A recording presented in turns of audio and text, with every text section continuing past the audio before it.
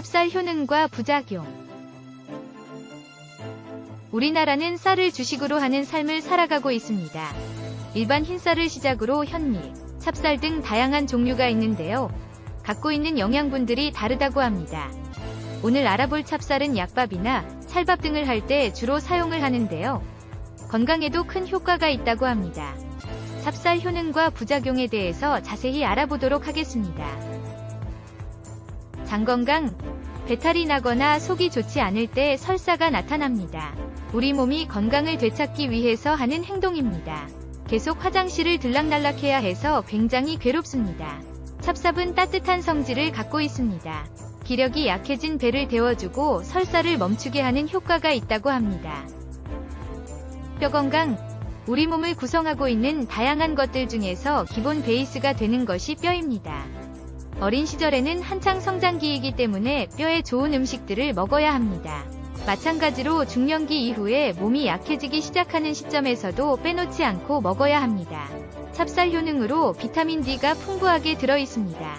그래서 뼈를 튼튼하게 해주는 작용을 한다고 합니다. 심혈관 질환 예방, 우리 몸속에서 심장은 끊임없이 뛰면서 혈액을 생산 공급하고 있습니다. 혈관을 타고 온몸으로 퍼지게 됩니다.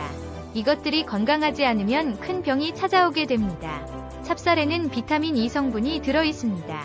심혈관 질환을 예방하는 작용을 하기 때문에 평소에 꾸준히 먹으면 좋다고 합니다. 위장 보호, 요즘 식단이 아무리 서구화되었다고 해도 3끼 중 1끼는 밥을 먹는 경우가 많습니다. 자주 먹는 것이 때문에 부담이 없는 것을 선택해야 합니다.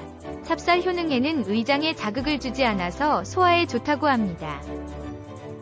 성인병 예방, 서구화된 식습관이 퍼지면서 각종 성인병으로 약을 드시는 분들이 많습니다. 젊은 나이에 고혈압, 동맥경화 같은 병들로 고생하는 분들이 있는데 정말 안타깝습니다. 찹쌀에는 혈관에 쌓이는 노폐물인 콜레스테롤을 제거해주는 효과가 있어서 성인병 예방에 좋다고 합니다.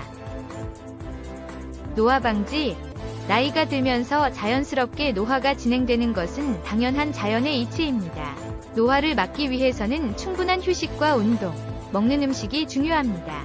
찹쌀 효능으로 노화를 어느 정도 막을 수 있다고 합니다. 부작용, 따뜻한 성질을 갖고 있는 찹쌀은 몸이 차가운 사람에게는 좋지만 몸에 열이 많은 사람에게는 맞지 않다고 합니다. 고전의학책인 본초 강목에도 담열, 풍병이 있는 사람이 먹으면 좋지 않다고 적혀져 있다고 합니다.